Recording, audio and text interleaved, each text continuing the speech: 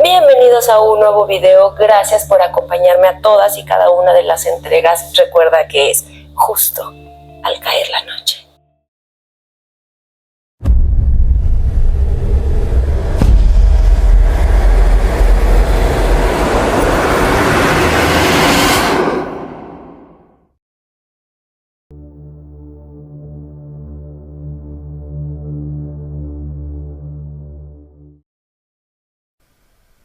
Historia de horror de un taxista. Soy taxista desde hace años. Conozco la Ciudad de México como la palma de mi mano. Sus calles y callejones, colonias, avenidas, calzadas, etc. Cualquier sitio tiene un lugar específico en mi memoria. Pero hace poco me encontré con un lugar que no solo no había visto en mi vida, sino que me hizo pasar la peor experiencia de mi vida. Afortunadamente, salí bien librado de aquella situación y me ha hecho cuestionarme este maravilloso trabajo que me ha permitido mantener a mi familia. Sé que mi taxi no tiene la culpa de lo ocurrido, pero me he quedado con un espantoso sabor de boca, pues el hecho de pensar que algo así podría volver a ocurrirme me produce un fuerte escalofrío. Invade todos mis sentidos. Sin más preámbulos, quiero platicarles mi historia, pues los únicos que me creen son mis hijos, pero siento que debo compartirla.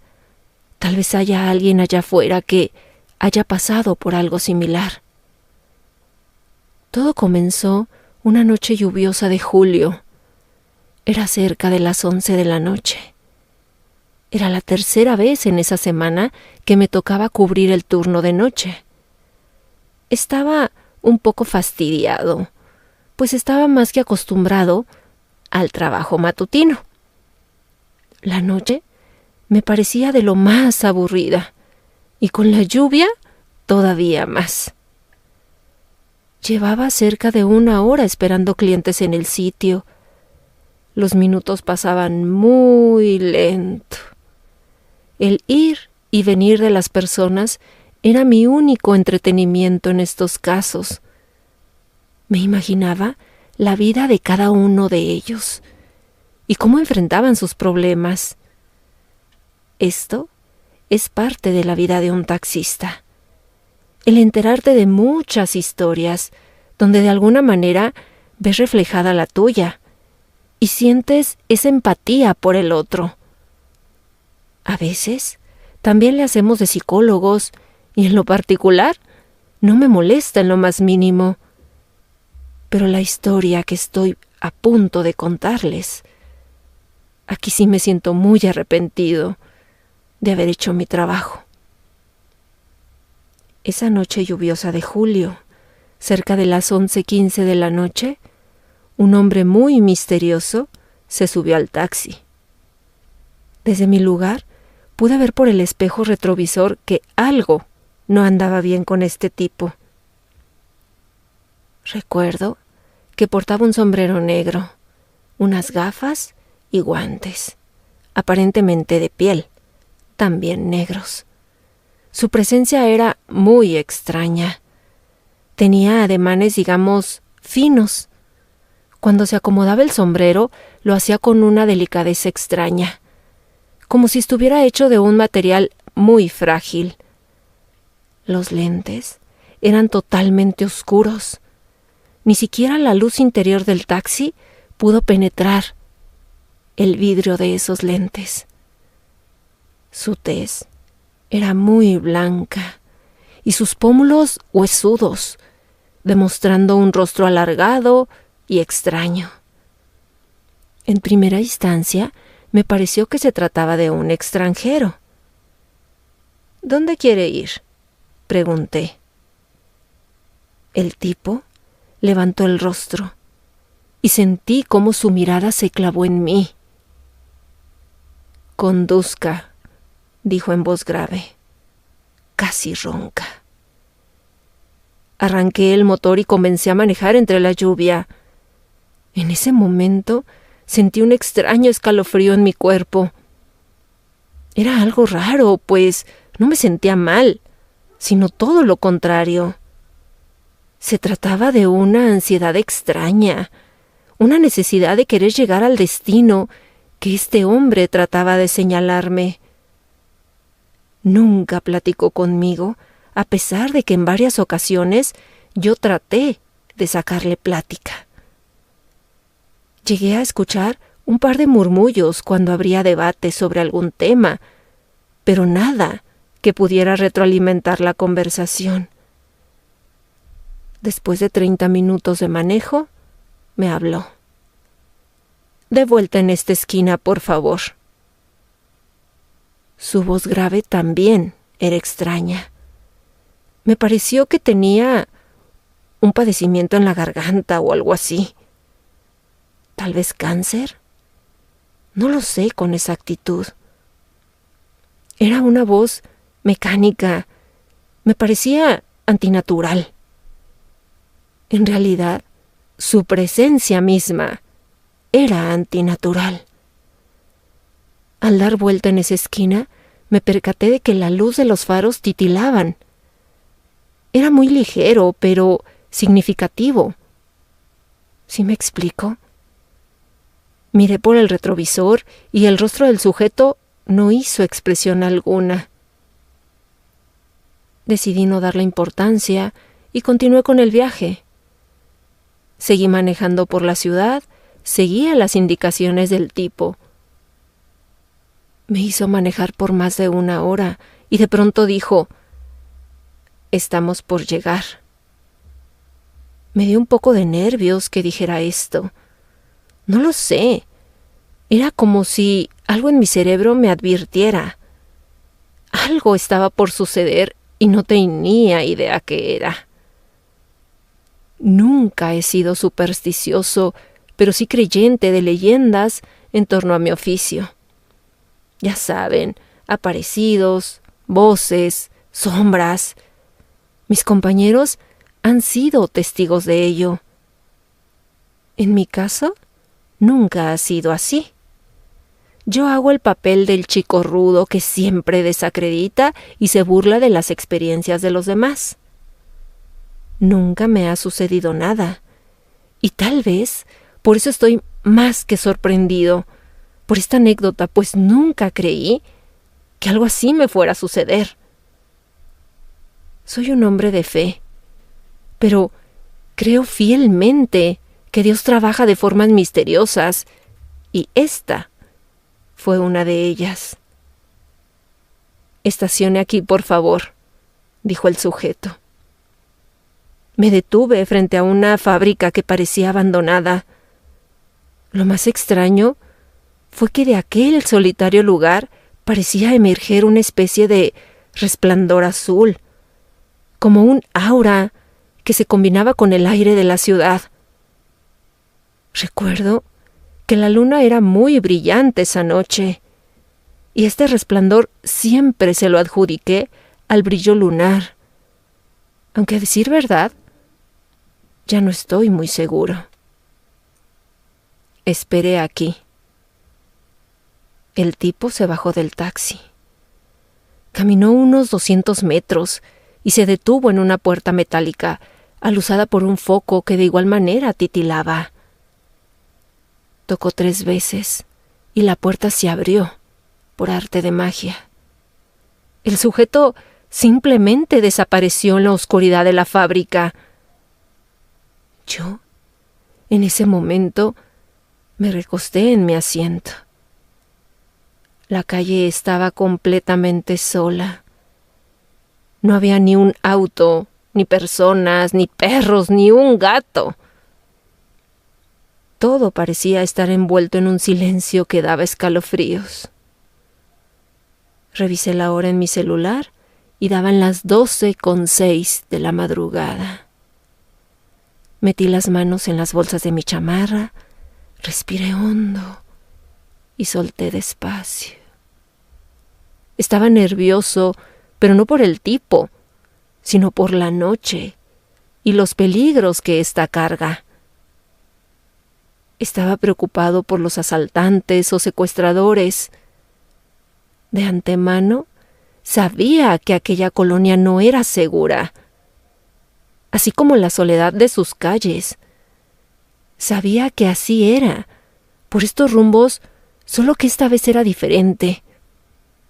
El silencio de la calle era lo que me ponía la piel chinita. Había algo en el ambiente que jamás en mi vida había sentido. Me sentía como observado, como si miles de ojos se ocultaran en los rincones donde la luz de los faros no llegaba. Podía sentir cómo ese abismo me miraba, y puedo decirles que nunca en mi vida me había sucedido esto. Es muy extraño. Comencé a bostezar. Revisé la hora nuevamente y ya eran casi la 1. No me preocupaba que el tipo pudiera tardarse tanto tiempo, sino, como lo dije antes, la inseguridad. Mis ojos comenzaban a cerrarse. El sueño me estaba venciendo. Sentía cada vez más pesados los párpados y sin querer mis ojos se cerraron por unos segundos. Repentinamente, la puerta por donde el sujeto había entrado se abrió de par en par. Esto hizo que mis ojos se abrieran rápidamente y me concentré en aquella puerta. Por unos segundos no salió nadie, y me pareció una eternidad cuando de pronto el tipo del sombrero se apareció. Seguía con la misma vestimenta y los mismos anteojos de sol. Caminó hacia el taxi, y en la oscuridad de la noche me pareció que de repente flotaba. No lo sé. No estoy seguro de esto. Pero de lo que sí estoy seguro es que el tipo seguía con esa aura extraña que me daba escalofríos. Parecía una estrella de rock, con esa vestimenta negra y esos lentes oscuros que también parecía que había salido de algún cementerio. Se subió al taxi y volvió a decirme: «Conduzca». Arranqué el taxi y me dirigí aún más lejos. Los faros de la ciudad se quedaban atrás rápidamente. Algunos autos acompañaban nuestro misterioso trayecto, y eso me hizo sentir tranquilo hasta cierto punto. El tipo nunca fue irrespetuoso. Su voz grave me inquietaba, pero me inquietaba más su presencia, su energía. En algún momento leí en una revista la energía que expresan algunas personas. Energías que afectaban emocionalmente a los que se encuentran cerca de estas personas. Y creo que algo similar me sucedió. La vibra de esta persona era muy, pero muy particular. No diría pesada, sino fuerte, imponente. Del tipo de personas que son muy persuasivas con solo acercarse. Espero haberme explicado con claridad. Después de un rato de haber manejado varios kilómetros, en silencio, el tipo me pidió dirigirnos al bosque de Chapultepec. Nos encontrábamos muy al norte, así que debía desviarme considerablemente para poder retomar el camino hacia el sur. En tono burlón le dije: «Imagino que tienes suficiente dinero para pagar el viaje». El tipo me miró por el espejo retrovisor y me sonrió. Y a decir verdad, dicha sonrisa me aterró. Y aquí fue donde mi cerebro dejó de fascinarse con su presencia. El miedo me invadió y mi rostro se puso pálido por completo. El tipo lo notó de inmediato y dijo: «Siento haberlo hecho manejar toda la noche. Le daré el pago en cuanto lleguemos a nuestro próximo destino». Asentí con la cabeza y manejé lo más rápido que pude por el periférico. Finalmente llegamos a una de las entradas del bosque. No diré precisamente qué entrada fue la que tomó este hombre, pues no quisiera que por mi culpa los curiosos ronden por ahí, en altas horas de la noche. Al llegar a esta entrada, había un tipo con una túnica negra esperando. La túnica le tapaba todo el cuerpo. No pude verle el rostro, así que no pude determinar si era hombre o mujer. «Deténgase enfrente del discípulo», me dijo mi pasajero. En ese momento me pregunté, ¿discípulo? Me extrañó esa palabra, pero decidí no decir nada al respecto. La persona de la túnica se acercó a la puerta del pasajero y la abrió con un ademán delicado. Los mismos ademanes que mi pasajero misterioso. Antes de bajarse, aquel tipo de sombrero negro y gafas oscuras me dio una pequeña bolsa de tela amarrada con un pequeño trozo de cuerda. «Su pago. Que tenga buena noche», me dijo. Se bajó de mi taxi y ambos se quedaron mirándome. Al verlo se me enchinó la piel y arranqué a toda velocidad. Al ver por el espejo retrovisor, los vi a ambos, quietos, en medio de la noche, mirando cómo me alejaba y me perdía entre la lluvia. Al rodear el bosque, me detuve en la avenida y comencé a respirar. Vi varias monedas de oro. ¿Pueden creerlo? Realmente eran monedas de oro. Y esto lo pude comprobar gracias a un amigo que le sabe a todo esto de las monedas antiguas. Me dijo que se trata de un tipo de moneda muy vieja. Más o menos datan del año 1910 y que valían una muy buena cantidad de dinero, siempre y cuando encontrara al anticuario o coleccionista correcto. Volví a cerrar la bolsa con un nudo y la guardé en mi pantalón. En este momento de la historia haré una pausa, pues quisiera decirles que no soy creyente del destino ni esas cosas esotéricas, pero a partir de este momento les voy a narrar la conclusión de esta historia, pues quiero decirles que Dios realmente trabaja de formas misteriosas y el destino es una de ellas. Al salir al periférico, tenía toda la intención de ir a mi casa.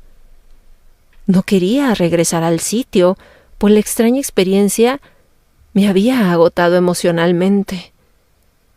Me sentía tan solo que tenía esa ferviente necesidad de abrazar a mis hijas y a mi esposa. Unas lágrimas se me salieron sin querer. No sé por qué. Algo me había provocado la presencia de este tipo, que mis emociones estaban enredadas en una bola de estambre. Cuando llegué a la altura de las torres de satélite, me encontré con una chica que me hizo la parada. Era la única ahí, y me sentí identificado con ella. Tenía un parecido a una de mis hijas. Por tal motivo no dudé en detenerme. Eran cerca de las 3 de la mañana y no pretendía dejarla sola. No después de lo que pasé hace unos momentos. La chica se subió. Calculo que tendría unos 17 años. Vestía unos jeans azules, junto a una blusa blanca que tenía un osito de color café estampado en el centro. Perdón por ser tan específico, pero en ese momento me pareció que aquella blusa se parecía mucho a una que mi hija, la mayor, tenía. La miré por el retrovisor y noté que había llorado. Le pregunté a dónde quería ir y solo me dijo: «A cualquier lado, no quiero estar aquí, ¿ok?». Dije, está bien, y comencé a conducir. Maldita mi suerte, pensé. Otra pasajera chiflada que me hará ver mi suerte en la noche más extraña de mi vida.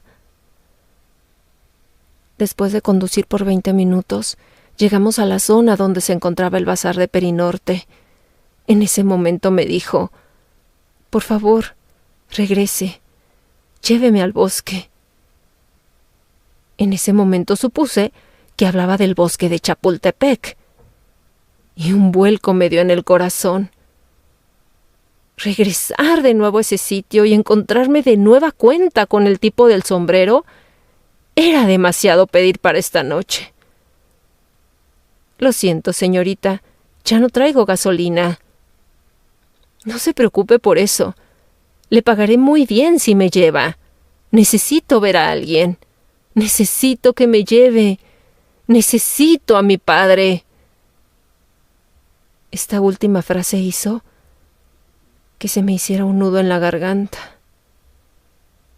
Chequeé el medidor de la gasolina y aún me quedaba un cuarto de tanque, el suficiente para regresar al bosque y cargar gasolina cerca de ahí. Finalmente acepté el viaje y regresé en dirección contraria al periférico.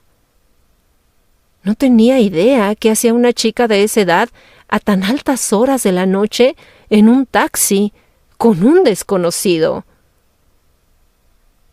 Traté de sacarle plática, pero me sucedió exactamente lo mismo que con aquel tipo.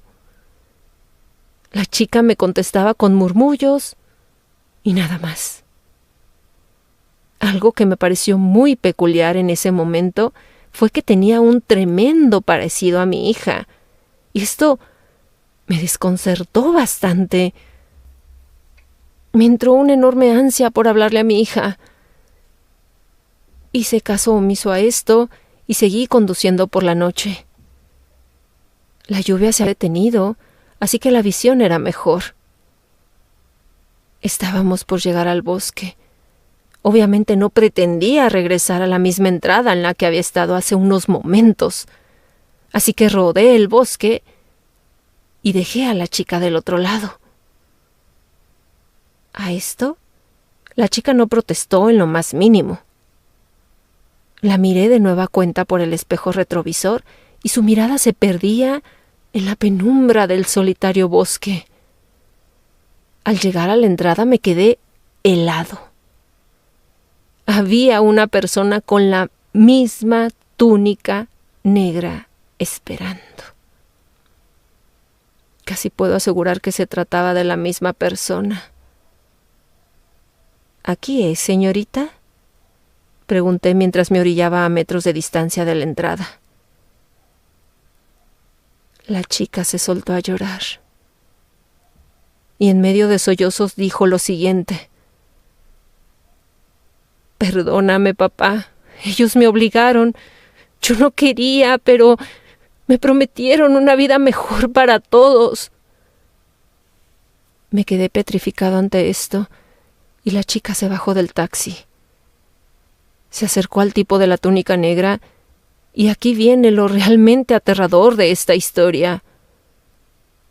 El tipo del sombrero salió entre la penumbra sin gafas, esta vez, y pude ver 2 enormes ojos brillantes que se clavaban en mi mirada.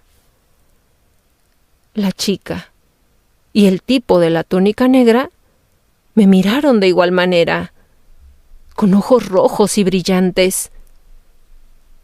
El miedo me hizo reaccionar y arranqué a toda velocidad. Por el retrovisor pude ver algo que me sigue produciendo pesadillas todas las noches. Una especie de ave enorme y negra graznaba de una manera insólita. Parecía el graznido de una persona y un animal, no lo sé. No sé qué era esa cosa, pero me persiguió por varias calles. No dejé de acelerar hasta llegar a mi casa y aún así seguía sintiendo la presencia de aquella cosa.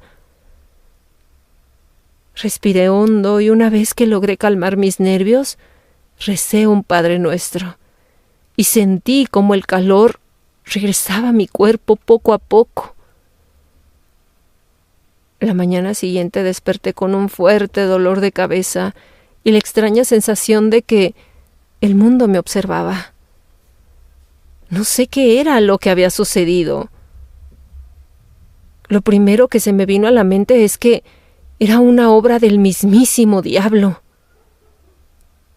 Soñé con aquellos seres por varios días hasta que fui a ver una santera que me pudiera curar de dicho espanto. Al llegar con ella me vio, me miró a los ojos y dijo: «Sé por lo que has pasado, pero no te preocupes. Tuviste un encuentro muy cercano con seres que no pertenecen a este plano astral». ¿Demonios?, pregunté. No, los demonios no muestran su esencia. Estos seres vienen de una dimensión paralela a la nuestra. Nos estudian por varios días hasta conseguir el alimento que necesitan para sobrevivir. ¿Y qué es eso exactamente? El miedo, contestó ella. Ellos se alimentan del miedo de las personas y déjeme decirle que siguen alimentándose de usted a través de las pesadillas. No supe cómo tomar eso. Jamás me había sucedido algo así. Como dije antes, yo no soy supersticioso y la única razón por la que conocí a esta mujer era por mis largas conversaciones cuando manejó el taxi. Sí, ahí fue donde la conocí y nació una buena amistad. De vez en cuando me contrata para llevarla a lugares lejanos, donde tiene que hacer curaciones y rituales. La verdad paga muy bien, y no tengo ninguna objeción de ayudarle en estos favores. Ella me cuenta todo lo referente a la protección y las buenas energías en una persona. Es por eso que decidí ir primero con ella y conocer su opinión. Me hizo una limpia para poder limpiar la energía que recogí por haber llevado al tipo del sombrero y a la chica. Han pasado varios días y las pesadillas ya no son tan recurrentes. Sigo trabajando en el taxi y la aterradora experiencia no se ha vuelto a repetir. He pasado varias veces por las entradas del bosque de Chapultepec y no he visto nada inusual por ahí. En alguna ocasión escuché, en una conversación con mis compañeros, que en ese bosque pasan cosas muy raras en las noches. Se han visto personas con túnicas que cargan antorchas. Los vigilantes ya han denunciado esto, pero al parecer las autoridades no han hecho nada al respecto. Los vigilantes siguen denunciando estos extraños acontecimientos, pero nadie ha visto ni ha sido testigo de nada. Yo he decidido guardar el secreto, pues tengo miedo de ser la burla de mis compañeros y de mi familia. Es por eso que decidí escribir esto, para sacar el terror que me agobia, pues definitivamente algo raro está sucediendo en el bosque de Chapultepec. Algo que está más allá de nuestra imaginación y de nuestro entendimiento. Fui testigo de extraños seres que, estoy seguro, estas personas disfrazadas con túnicas largas trajeron de otras dimensiones. Ya me he estado informando sobre el tema y créanme que el mundo no es como lo conocemos. La ruta de los muertos. Soy un hombre que vive en las goteras de un pueblo en la zona cafetera de Colombia. Aprovechando el canal que da voz a nuestras historias o experiencias vividas, quiero contarles una experiencia que viví en la ruta de los muertos, aunque yo no soy trailero. Tengo 58 años y la historia que quiero contarles la viví cuando todavía era un joven lleno de energía, esperanza y sueños imposibles. Corrían los primeros años de la década de los 90 en Colombia. La violencia estaba en su pleno furor y la muerte no tenía descanso, con un pueblo que parecía no querer dejarla ir. Pablo Escobar hacía desastres como un dragón, agitando la cola en su estertor. Los jóvenes sicarios aceleraban sus motos y disparaban sus armas como una versión moderna del antiguo oeste americano. Los grupos, al margen de la ley, se movían como Pedro por su casa. Bloqueaban las carreteras para entregar su propaganda política y de paso identificar a quienes obligar a colaborar con su causa. Los jíbaros tenían a los adictos desesperados, robando para sostener su vicio infernal. Lo poco que la gente podía ganar, tenía que dividirlo entre su casa, el gobierno y el ampón. El caos era total. Conseguir un empleo y lograr mantenerse trabajando era toda una odisea. Yo, un hombre de apenas 25 años en ese entonces, hijo de un hogar disfuncional, me crié prácticamente solo. No tuve estudios y me convertí en lo que llaman un todero. O sea, una persona que hace de todo, pero que no es experta en nada. Y aunque era hábil en muchas cosas y me sentía capaz de todo, las hojas de vida que llevaba a las empresas, después de recorrer durante horas la ciudad, no servían. Porque en mi país, hasta para barrer o limpiar sanitarios, exigen que uno tenga diploma de bachiller o alguien conocido que lo pueda recomendar. A pesar de las dificultades para sostener a mi mujer y a nuestro hijo, jamás se me ocurrió seguir un mal camino, aunque las ofertas en ese caos no me faltaron. Tuve días muy malos, donde no levantaba ni para las lentejas. Me era difícil conseguir algo para llevar a casa y solo me quedaba depositar mis esperanzas en mi mujer, quien también ejercía la profesión de todero, pero en versión femenina. Con algunas monedas compraba pan y panela para no acostarnos con hambre. Con frecuencia escuchaba en la radio, cuando narraban noticias, el anuncio del hallazgo de un nuevo cuerpo en la avenida principal. También en momentos cuando recogía algún reciclaje, la foto de algún periódico amarillista con un título morboso o sugestivo que incitaba a la lectura de este. Veía cuerpos arrollados por vehículos fantasma en la recién bautizada ruta de la muerte. Esto me asusta mucho y pensaba que por fortuna, por allí yo no tenía que transitar. Esta avenida se llamaba, o se llama, la ruta principal, porque bordea la ciudad, y es por ahí donde transitan los camiones de carga pesada, que abastecen el país de alimentos y mercancías. Pero había un tramo de la avenida que se volvió en extremo peligroso.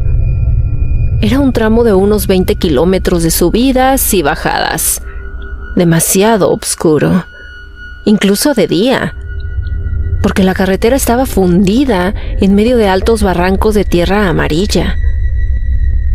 En ese tramo de 20 kilómetros, los dueños de lo ajeno empezaron a esperar los tractocamiones para robar su carga.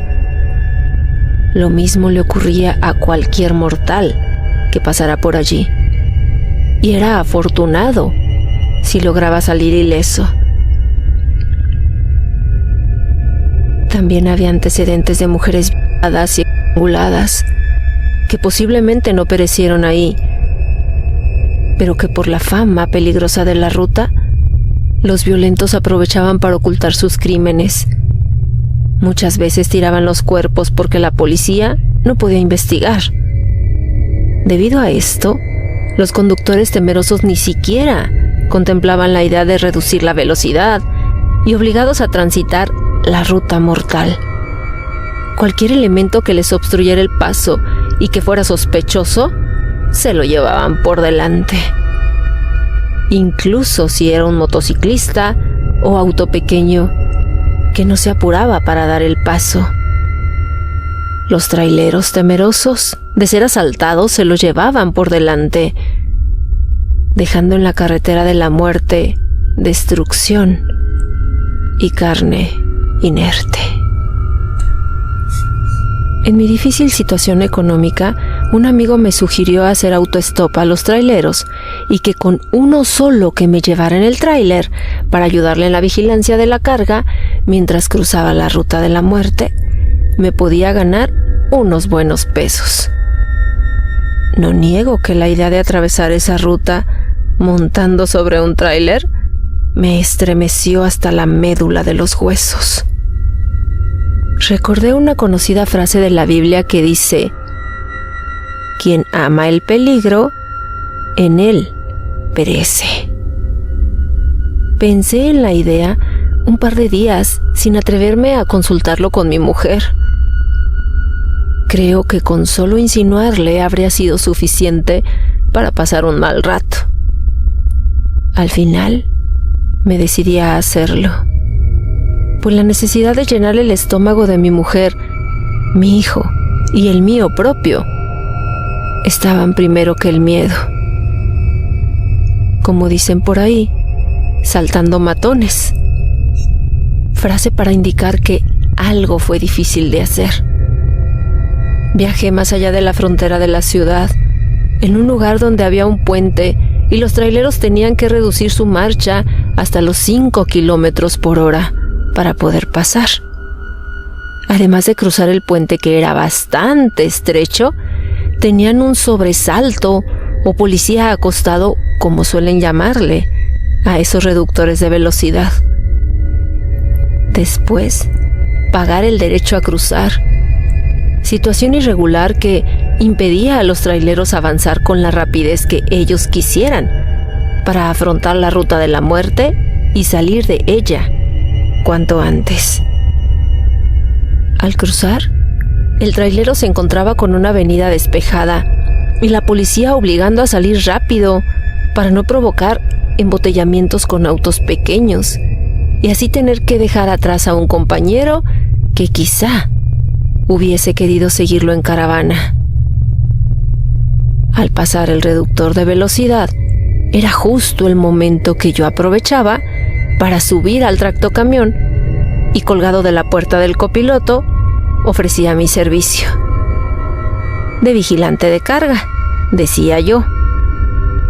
Pero desilusionado veía cómo me rechazaban y algunos hasta me insultaron y amenazaron si no me tiraba del camión. Empezó a caer la tarde y yo empecé a preocuparme. Estaba muy lejos de casa y sin ningún trailero o camionero que me llevara, no sabía qué iba a hacer.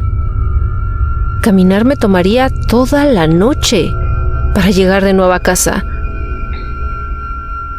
Eso si tomaba la ruta de la avenida principal. Pero solo pensar en el extremo riesgo que eso representaba, pensé que no debía darme por vencido. Justo cuando estaba sumido en mis pensamientos temerosos del cuál sería mi futuro inmediato en la calle para desafiar la noche, las bocinas del estridente claxon rompieron el aire con fuerza y su sonido se escuchó en varios metros a la redonda.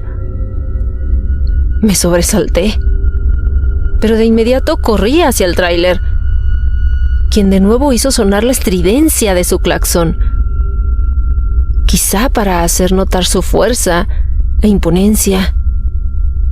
Me colgué de la puerta de esa enorme y hermosa máquina de color rojo y ofrecí mis servicios de una forma humilde y tal vez utilizando gestos que demostraban mi necesidad. El trailero era un hombre bastante robusto de apariencia muy agradable. Sus ojos pequeños y rasgados parecían sonreír mientras yo hablaba. De hecho, hizo sonar de nuevo el claxon y las bocinas emitían un tono particular. Parecían gritar haciendo notoria su presencia ante los que se divertían junto con él y los que maldecían por el ruido estridente. El trailero parecía disfrutarlo. Ya, métete, dijo el hombre mientras se reforzaba para estirarse sin dejar de mirar la vía y soltar el seguro de la puerta. Jalé la manija, abrí y subí, emocionado como un niño que acaba de recibir un juguete. Adentro, el aire era tibio, el aroma agradable. Me senté y quedé perdido como si estuviera solo en un mullido sofá. Esas máquinas parecen hechas para gente muy grande y yo soy de figura pequeña y delgada. Impresionado, observé el tablero iluminado con luces de colores, como un 24 de diciembre en la ciudad. Relojes, botones y palancas, además de adornos bordados en lana alrededor del vidrio o parabrisas. En el espejo colgaba una especie de atrapasueños, pero dentro del aro había un enano que al momento parecía como si se divirtiera sobre un columpio, mientras unas pequeñas plumas azules le rozaban la espalda. Mientras yo me fascinaba con los detalles dentro del camión, el trailero bonachón fijaba su mirada en la carretera mientras en una perfecta coordinación entre el movimiento con los pies al accionar los pedales, al mismo tiempo que su mano manipulaba la palanca de cambios. Parecía estar concentrado en darle velocidad al tráiler. Quizá porque estábamos a punto de entrar en zona peligrosa. En un momento dado, con su dedo índice, me señaló la guantera. «Ábrela», dijo, sin quitar su mirada de la vía. Al instante obedecí. Al abrirla, encontré un enorme compartimento lleno de pasabocas y pequeñas botellas de refrescos variados. «Pásame unas papas fritas con limón y sal», dijo, mientras revisaba con mirada experta los retrovisores. No tuve que buscar mucho. Encontré el paquete y se lo pasé. Con gran habilidad presionó el paquete y este explotó para quedar bien abierto en uno de sus extremos. Lo puso a un lado y empezó a sacar papas y comerlas con todo gusto. A mí se me hizo agua la boca. No había comido nada en todo el día, así que miraba hacia afuera para no sufrir. De repente, el trailero carraspeó su garganta para llamar mi atención. «Pásame un refresco», dijo, mientras hacía gestos por el ácido del limón y la sal que contenían las papas fritas. Así lo hice. Pero el trailero, a su pedido, agregó: «Come tú también, con confianza. Busca el sabor que más te guste. Traigo variedad». Yo no iba a buscar sabores. Lo primero que agarró mi mano, traté de abrir el paquete usando el método del trailero, pero no pude. Así que le metí la muela para romper la bolsa. Fueron las papas fritas más deliciosas que jamás comí y que jamás volvería a comer. Momentos después, le dije al trailero que si me pasaba hacia atrás para vigilar la carga. El trailero sonrió y preguntó: ¿Y qué? ¿Cómo piensas hacerlo? ¿Acaso eres doble de riesgo o algo parecido? ¿O pensarás que me voy a detener en estos lugares para que te subas encima de un contenedor con el peligro de que pierdas el equilibrio y termines muerto. No sé qué te dijeron, muchacho, pero creo que te engañaron. Si uno recoge a alguien, es solo por la compañía que puede ofrecer en esta tenebrosa ruta. Pero incluso recoger a alguien que no pertenezca a la empresa está prohibido. Escuchar eso me puso triste y al mismo tiempo me sentí como un tonto recordando al supuesto amigo que se había burlado de mí aprovechando mi necesidad. No ganaría un centavo después de correr todo el día persiguiendo camiones, y entendí por qué los traileros se enojaban cuando yo saltaba para colgarme de la puerta, pidiendo que me llevaran como vigilante. El terreno comenzó a elevarse y el camión pareció sumergirse en un mundo de oscuridad. Los gigantescos barrancos en los costados empezaron a crecer y volverse oscuros. Daba la impresión de estar entrando en una enorme tumba diseñada para evitar que quien cayera en ella no pudiera escapar. El trailero activó los seguros de las puertas y elevó los vidrios de las ventanas. «Ponte el cinturón», dijo, como quien da una orden, y al mismo tiempo tensó el de él. Me di cuenta de que las luces del camión, que deberían ser muy potentes, no iluminaban más que un par de metros, y había que esforzarse para adivinar el camino. De haber un bache, sería muy tarde para evadirlo. «Es escasa la luz», dije, pensando que tal vez el conductor no había encendido las luces altas. El trailero se apresuró a replicar mi comentario. «Las luces son potentes.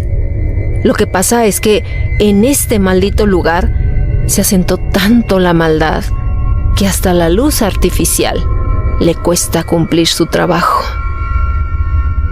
De repente, en la sombra, más allá de la escasa luz del camión, comenzó a aparecer una silueta humana.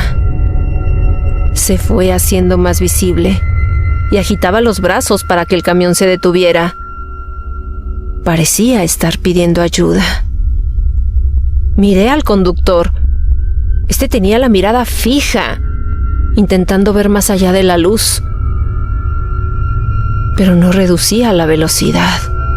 Al contrario, pareció acelerar para presionar la máxima fuerza de la poderosa máquina.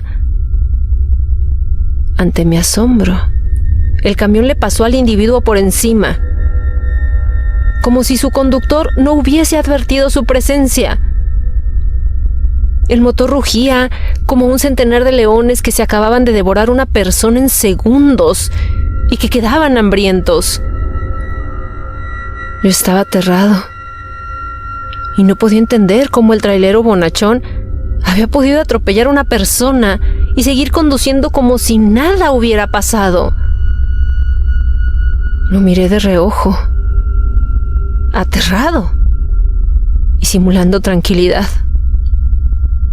No me atreví a pronunciar una sola palabra, temiendo que si hacía un reproche al trailero, me bajaría del camión. Después de ese evento, el camión pareció entrar en un limbo. Se podía sentir el vibrar del motor, el movimiento de las ruedas y su fuerza, pero daba la impresión de estar en un mismo lugar. A los costados del camión no se veía absolutamente nada. La oscuridad era profunda, tenebrosa, y adelante del camión, la luz que se esforzaba para iluminar el camino no mostraba ni siquiera insectos o alguna referencia que indicara que el camión se devoraba el asfalto o la carretera. El trailero se veía pálido, parecía rígido, no se movía. Tampoco tenía ninguna expresión en su rostro. Sus ojos se veían nublados y las manos inmóviles descansaban sobre la dirección. Se veía como alguien vivo, pero en estado catatónico.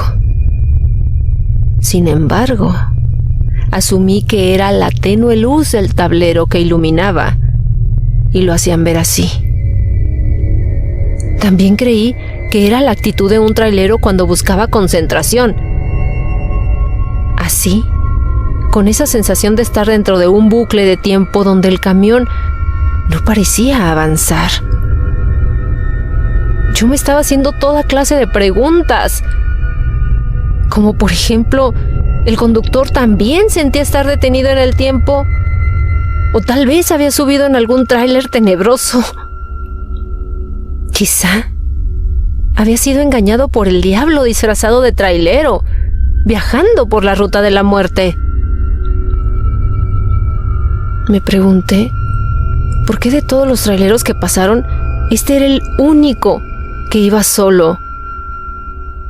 Quizá esas papas fritas que comí tenían algún veneno y yo ya estaba muerto, y mi alma repetiría errante durante una eternidad un viaje por los 20 kilómetros más tenebrosos de la avenida principal. Mi cabeza era un torbellino de preguntas sin respuestas.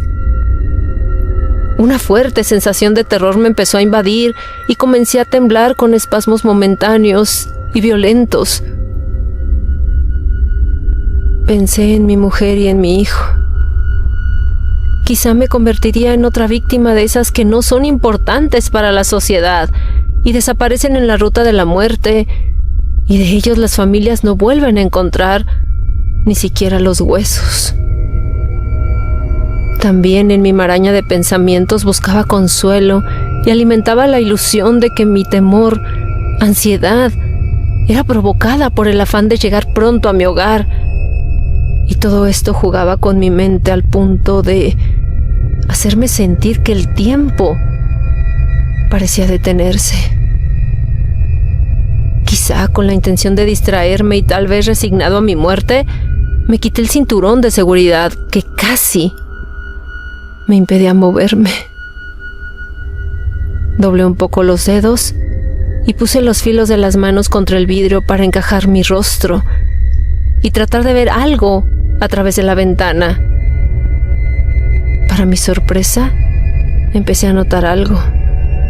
Me esforcé al máximo para agudizar mi vista y dar forma a lo que parecía estar frente al cristal viajando con nosotros.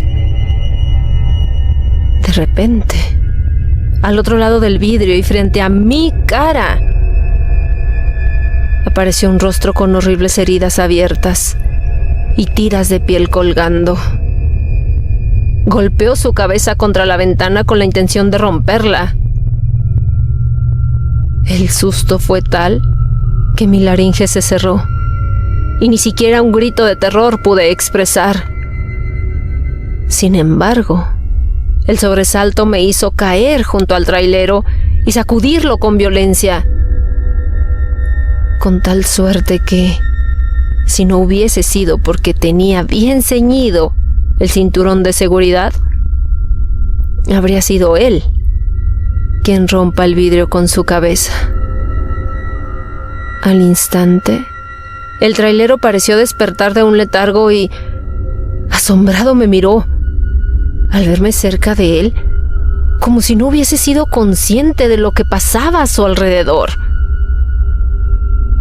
Aún aterrorizado y temiendo que el espectro rompiera el vidrio y me arrastrara hacia afuera, sentí vergüenza de cómo me miraba el conductor. Entonces ocupé mi lugar en la silla. El trailero me miró interrogativo y parecía asombrado ante mi actitud. Yo señalé la ventana y le dije: «Hay algo ahí». El trailero buscó en la cartera de su puerta y sacó una linterna. La apuntó hacia la ventana y encendió la luz. La luz atravesó el cristal y se estrellaba contra el barranco. No había nada de lo que recientemente me aterrorizó.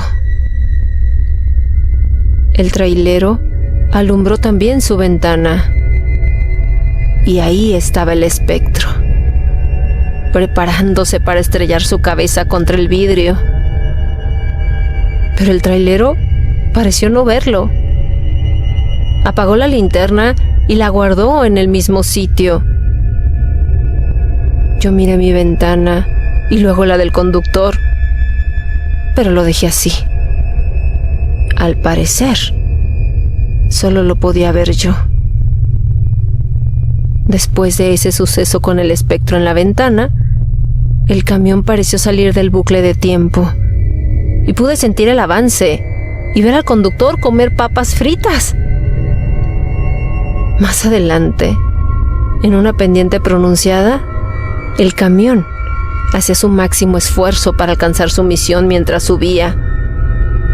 El conductor utilizaba su experiencia dando movimientos a las palancas, buscando fuerza y velocidad. A mí me alegró ver cómo la enorme máquina roja devoraba metros de carretera por segundo. Y aunque en el sitio donde debía bajarme todavía quedaba lejos de mi casa, no me importaba. Lo importante era salir de esa ruta. Mientras el trailero hacía su trabajo, yo me sumergí en mis pensamientos. De repente, pude ver un grupo de unas 4 personas caminando en la orilla de la carretera. Tenían sus ropas rasgadas y teñidas de rojo, como si hubiesen sobrevivido a un accidente. Miré al conductor y él también me miró por un segundo. Entonces me animé a preguntarle: ¿vio a esas personas? Sí las vi. ¿Y vio al hombre que atropelló? Eso no era un hombre. Igual que esas personas, también él era un fantasma, contestó el trailero con seriedad. Fantasmas, exclamé. Déjame te cuento, dijo el trailero. Esta ruta es y ha sido muy peligrosa. Los accidentes provocados por los amigos de lo ajeno han provocado todo tipo de muertes violentas.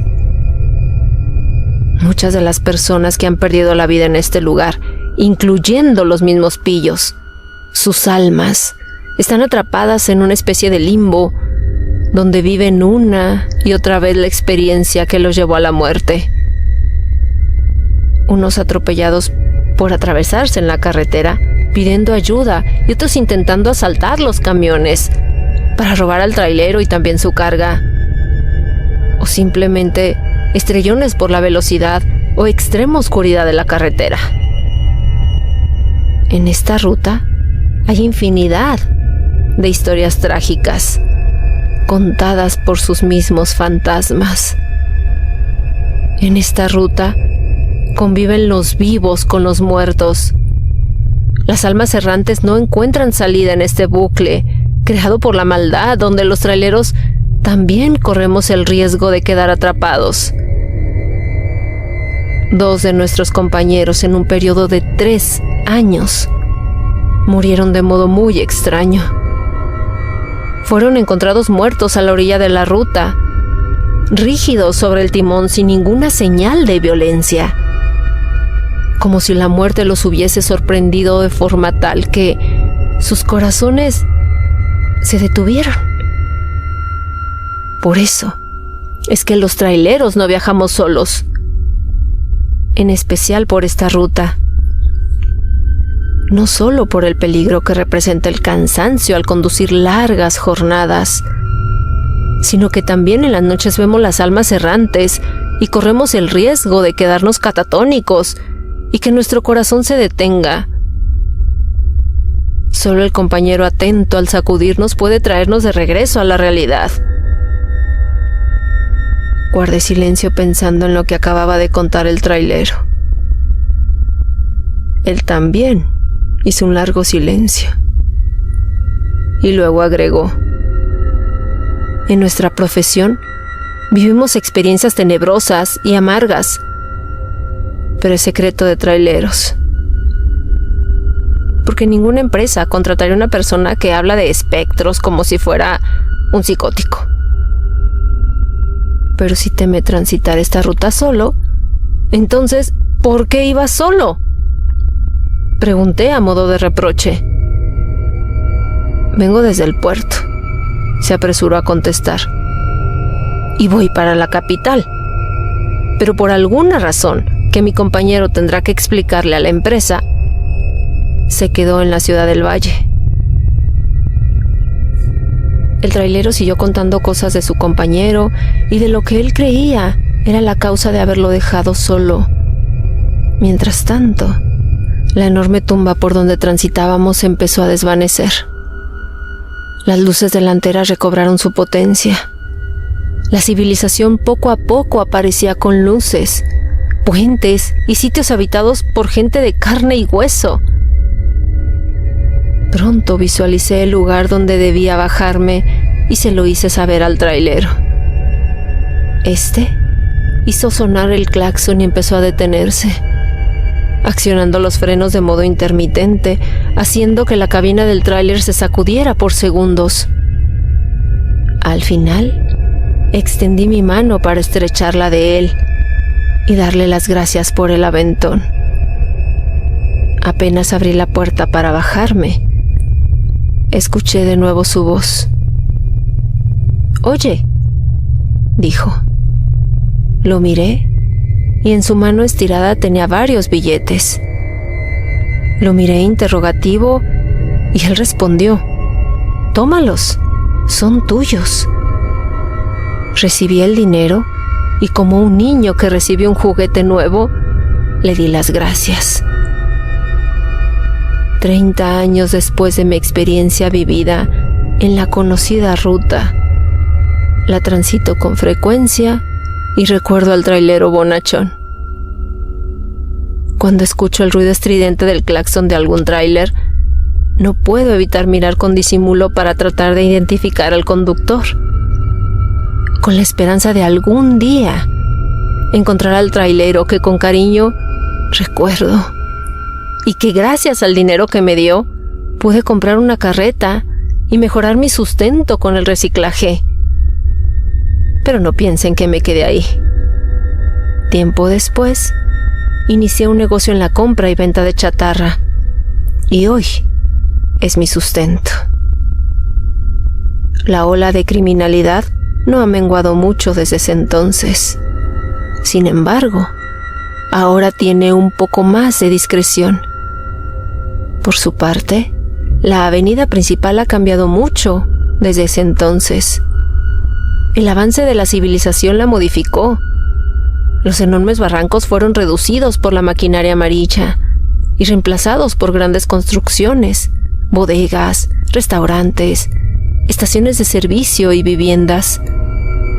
Sin embargo, la avenida sigue siendo conocida como la Ruta de la Muerte, y ocurren accidentes que en muchas ocasiones no tienen explicación. Por ejemplo, hace poco, un grupo de 5 jóvenes se estrellaron violentamente contra el costado de un tráiler, mientras éste se detenía para ingresar a un paradero o estadero, como se llaman los lugares, donde los traileros se detienen para comer o descansar. De los 5 jóvenes accidentados, solo lograron sobrevivir 2. Ambos coincidieron en decir que el conductor trató de esquivar un hombre que se atravesó en la carretera, agitando los brazos pidiendo ayuda. Sin embargo, las cámaras de seguridad del sitio no registran a ningún hombre. Solo se registra el giro violento del conductor.